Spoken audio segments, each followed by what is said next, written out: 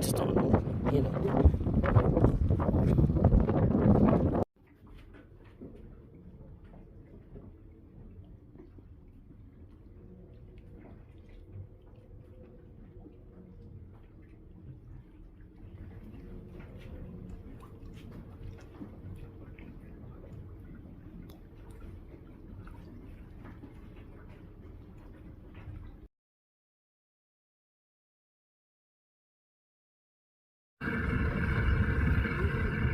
Okay, so this huge heavy sailboat dragged last night, and the back of his dinghy was up against our bow, and so of course we all had to wake up and deal with it, and he was irate. He dragged. He doesn't have an anchor alarm. He has 2 anchors out. He's a merchant marine and knows everything, of course. So anyway, our anchor alarm was on, and you can tell, like, from our track where we were and where we have been and where we are now, and we didn't drag. So anyway, we waited till daylight, and David's going over to tell him that we are going to move, but we want to make sure that he knows what we're doing, because if our anchor is now under his, that could be a big problem, because he dragged, which he will not admit that he did. But anyway, we'll see where this goes. Oh, he's coming back. We'll see what the verdict is.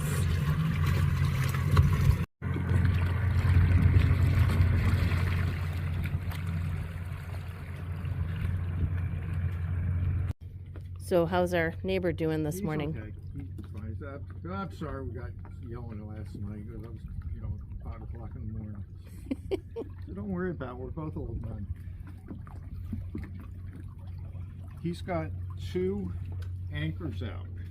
Ah. One in his bow, one in his stern. And he's got them coming to a swivel and a 20-foot pendant. So he's like on top of his whatever. Yeah. So he said when we start pulling up our anchor, if we've caught his stern rode, just be careful and slow down. We'll figure out how to untangle it at that time. Do that. Okay.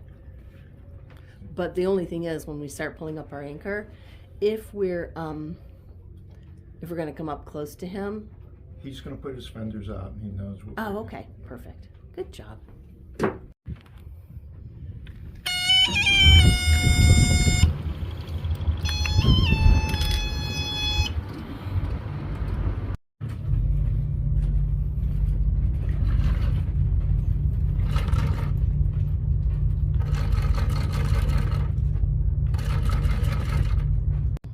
Okay, so it's early morning, and 60, it caught at 60, excellent. So we just pulled up the anchor. Sorry I wasn't able to video that, but I can't. But we did get our anchor up. We came close to his boat. What's that? 100 feet.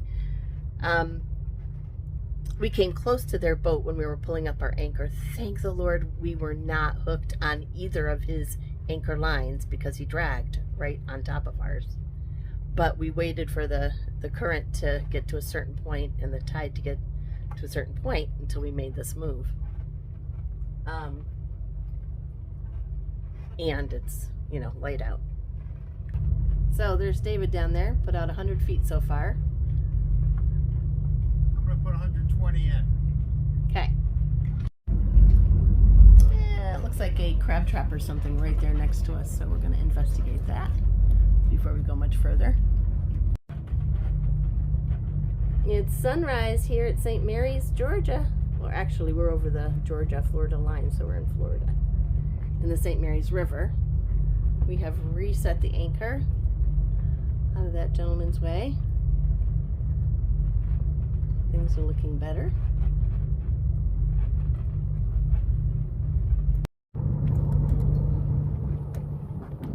How's that? It's done. Better? Okay. Anchor's reset. All is well. Hopefully he doesn't drag again.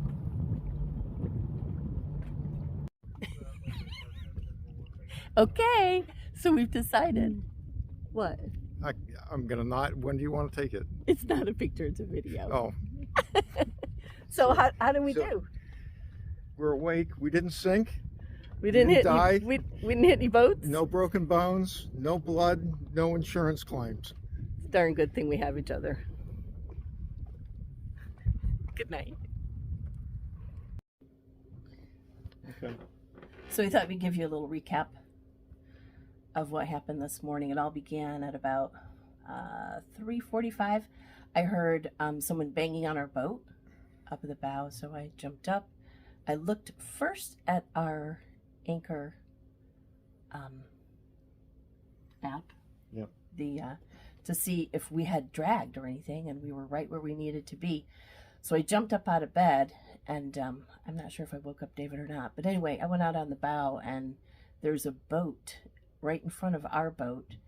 The dinghy on their boat, which is a big aluminum dinghy on the back of their big sailboat, is touching our boat, and the guy's screaming at me because he's saying that we shouldn't be anchoring here, we don't know what we're doing, he's a merchant marine and we need to move our boat. And I said, yeah, hold on.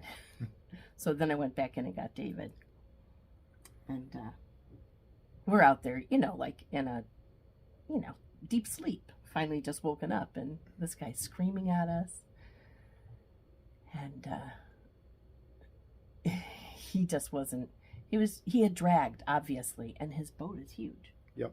Yeah, it's dark out, and finally we were both kind of arguing with him, and then finally I just said, David, don't argue, he's not going to give up, he's going to have a heart attack, we'll have a worse problem on our hand. So we said, okay, we got his boat off our boat, right, with a boat hook, and we became unattached, and so we just, he was being irate and miserable. Yeah, I wouldn't say we were attached. The loose end of our chain between the bridle and the boat and the bow was just draped over his dinghy. Yeah, it wasn't like we weren't touching. Just the dinghy was caught in our chain a little bit. But anyway, so David started up the engine so that he would calm down, thinking that we were going to move our boat. And which we couldn't do because he was lying right on top of our whole chain. Yeah, so it would have been stupid to even try to move our boat. He should have moved his, but he wasn't going to do that. So from 4 a.m. until, well, about an hour later, you let out about 40 more feet of chain. Yeah, just so that then we didn't have to worry about bumping his boat again, because we were going to bump again if you go back and forth. So he stayed up, I know, because I could see he was putting the spotlight on us all morning. We stayed up watching, and then about when it got light, David went up top and he's looking at the situation and finally came up with a plan, which was... Oh, how did that plan develop? Oh, we could see where his chain was, straight out in front of his boat. It's a pretty significant current through here, and Yeah. we had high winds, that was with the current when we anchored, and he was, I'm going to say, a good 400 feet in front of us. Yeah. Even when we came back from dinner last night, he was 400 feet in front of us. There are other boats that are closer to us. Yeah, we were anchored in this big open area. Yeah. So, yeah, it made no sense that how he got to where in front of our boat. So I looked at our tracks on our anchor alarm, and our anchor hadn't moved in iota. Well, we do move. Both I mean, directions. when the outgoing Swing. tide, you swing with it, then the incoming tide, you swing back. But we hadn't gone outside that circle. So we anchored it at almost high tide. So we were behind him, and the wind was at our bow. So it's just weird. it there's no wasn't way. like we could swing. Yeah. Middle of the night at low tide, we swung around in our circle, and we weren't anywhere near him. And Then this morning when he woke us up, it was high tide again, or close to high tide, and we were right back in our original spot. So that must have been when he dragged. Yeah, he had dragged some point, or the way his anchoring setup is, and I'm going to go over and talk to him and ask him where his anchors were and show it to me on paper so I can understand his situation better.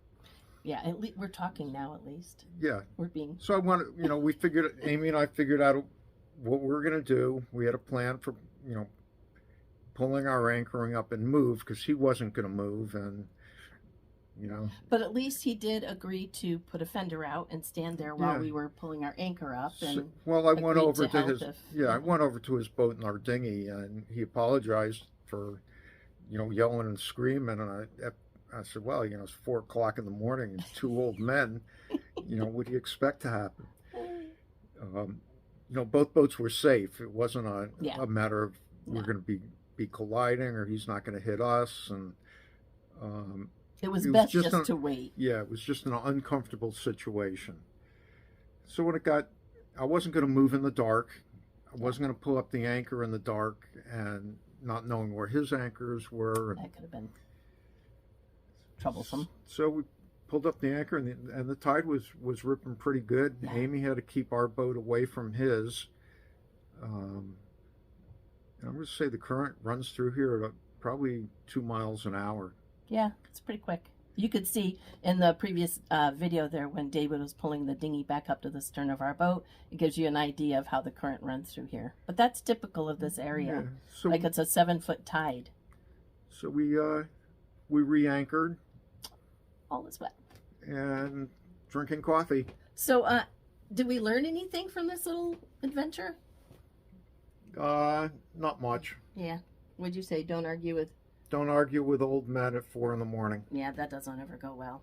Either direction. But you know what? The sun's up, coffee's on, and yeah, no damage, no, bruised egos is the worst. And we've re-anchored. We're in a good spot, and we're gonna enjoy the day in St. Mary's. Yeah. So we haven't learned anything yet, but hopefully I can learn something. He described where he has 2 anchors out on a swivel and a pendant, and it didn't make much sense to me. Well, maybe we'll follow up with that later. Yeah, I'll touch base with him. All right, thanks for sticking with us. Okay, bye now. And now it's time. We turn on the coffee pot. We deserve this.